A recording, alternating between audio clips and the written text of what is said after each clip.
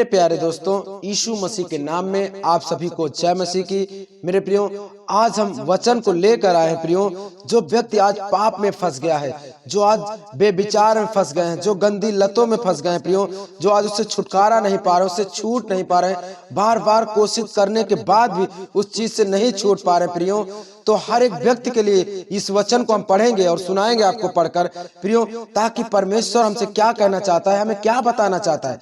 तो प्रियो, आप इस वचन को जरूर सुने, ताकि आप पाप से, आप इन हर एक गंदी आत्माओं से, जो दुष्ट आत्मा आपके मन में गंदी गंदी अभिलाषाएं डालती हैं, उनसे आप छूट जाएंगे, उनसे आप आजाद होंगे। परमेश्वर आपको आजाद करेगा और हर एक पापों से आज आपको छुड़ाएगा। यदि आप विश्वास करते हैं इस वचन पर, इस प्रभु की बातों पर, तो प्रियो आप आजाद होंगे यीशु मसीह के नाम में प्रियो। तो हम आपके लिए वचन को पढ़ेंगे।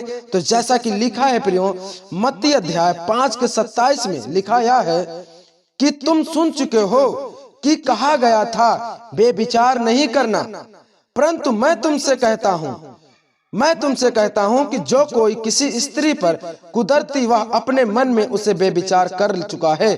प्रियो, यीशु मसीह कहता है तुम लोग सुन चुके हो कि बेविचार नहीं करना, पाप नहीं करना, परंतु यीशु मसीह कहता है परंतु मैं तुमसे कहता हूं कि जो कोई किसी स्त्री पर, किसी पराई स्त्री पर या स्त्री पर कुदरती नजर डाले, कुदरती मतलब यदि मन में उसे सोचे, गंदी अभिलाषाएं से यदि अपने मन में उस स्त्री के विषय में वो व्यक्ति सोचता है कि ऐसा करो, ऐसा करो उनके साथ, तो परमेश्वर कहता है तुम बेविचार कर चुके हो। ये नहीं कि यदि आप उसकी शरीर पाए तभी बेविचार हुआ, नहीं, परंतु यदि तुम अपने मन में ही यदि सोच लोगे तब भी तुम उससे बेविचार कर चुके हो। प्रियो, वचन प्रभु यीशु मसीह का कहता है हमें अपने मन में, यदि आप किसी स्त्री को या किसी भी लड़की को यदि आप देखकर ऐसे मन में ख्याल लाते हैं तो आप बेविचार कर चुके हैं। या आप शरीर में करें या ना करें, यदि आप मन में कर लिए हैं तो आपने सोचा शरीर में कर लिया प्रियो। तो परमेश्वर कहता है तुम किसी स्त्री पर कुदरती नजर डालो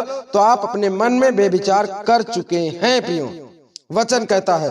फिर हम आपके लिए वचन को पढ़ेंगे। तो जैसा कि लिखा है प्रियो, याकूब अध्याय का लिखा है यह है, और यदि, वचन कहता है, और यदि उसने पाप भी किए हो तो उनके भी क्षमा हो जाएंगे। प्रियो, यदि परमेश्वर कहता है जो आपने पाप तो किए हैं, हर एक व्यक्ति पापी है। परमेश्वर कहता है कोई व्यक्ति धर्मी नहीं पाया गया इस संसार में, हर एक व्यक्ति पापी पाया गया है। तो परमेश्वर कहता है यदि उसने भी पाप किए हो तो उनके भी पाप क्षमा हो जाएंगे। यदि आपने जो पाप किए हैं तो किए हैं, प्रभु कहता है, परंतु आपके पापों को क्षमा करने के लिए हमारा प्रभु यीशु मसीह जगत पर आया है और उसने हमारे लिए क्रूस को उठाया है, उसने बलिदान हुआ है, उसने कोड़े खाए, हमारे लिए मार खाए हैं, ताकि हम पाप से और हर एक बीमारियों से आजाद हो जाएं प्रियो।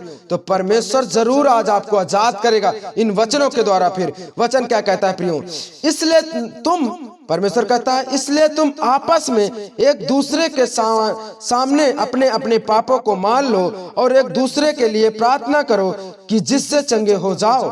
प्रियो, परमेश्वर का वचन कहता है कि हमें अपने एक दूसरों के सामने मान लेना चाहिए कि हमने पाप किया है।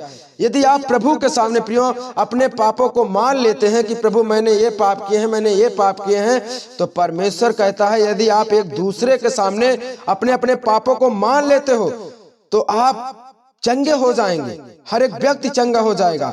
यदि आप अपने पापों को मानकर एक दूसरे के लिए प्रार्थना करो कि जिससे वे चंगे हो जाएं। प्रियो, हमें एक दूसरे के लिए भी प्रार्थना करना चाहिए कि जो व्यक्ति आजाद नहीं हो रहा है पापों से, वो आजाद हो, वो छूट जाए। तो प्रियो, जो विश्वास करेगा वो छूट जाएगा, वो आजाद होगा आज के वचन में प्रियो। क्योंकि आज के लोग गलत अभिलाषाओं में, पाप में फंस गए हैं, क्योंकि शैतान की योजना यही है। शैतान हर एक व्यक्ति को आज भरमा कर रखा है, परंतु हमारा यीशु मसीह कहता है कि तुम यदि मेरे वचन को जान जाओगे तो शैतान आपके जीवन से चला जाएगा, आपको उन पापों से छूट जाएंगे। आपके जीवन से वो पाप, वो गलत संगति, वो गलत अभिलाषाएं आपके दिमाग से, आपके माइंड से खत्म हो जाएंगे प्रियो। तो हमें प्रभु के वचन को जानना है, प्रभु की बातों को जानना है कि प्रभु हमसे क्या कहता है प्रियो। फिर हम वचन पढ़ेंगे। वचन यह कहता है, धर्मी जन की प्रार्थना के प्रभाव से बहुत कुछ हो सकता है। यदि कोई धर्मी व्यक्ति आपके लिए प्रार्थना करे या आपके लिए बाइबल को पढ़कर बताए या सिखाए या समझाए प्रियो, तो आप चंगे हो जाएंगे। क्योंकि उसके प्रभाव से चंगे हो जाएंगे।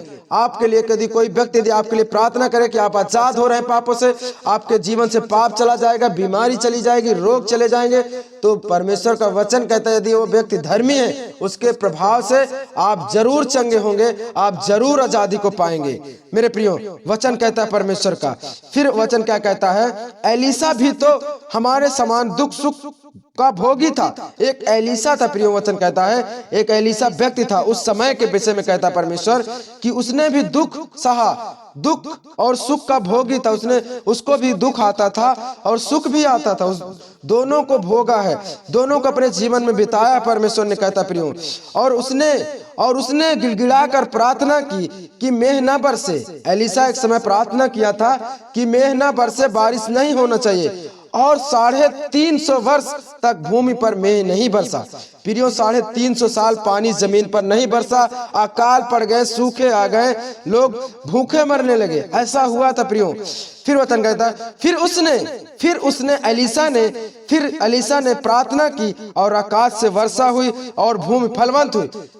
इस वचन का मतलब यह है प्रियो कि यदि कोई धर्मी व्यक्ति आपको प्रार्थना करे आपके लिए, यदि आपको आजादी दिलाना चाहे पाप से, नशों से, गंदी आत्माओं से, बुरे अभिलाषाओं से, हर एक चीजों से, तो आप आजाद होंगे। जैसे कि एलीसा एक धर्मी व्यक्ति था, प्रभु के राज में उसने प्रार्थना की, बारिश बंद हो गई, फिर उसने प्रार्थना की और बारिश चालू हो गई प्रियो, और जमीन फलवंत हुई, लोग सब अच्छे से रहने लगे प्रियो।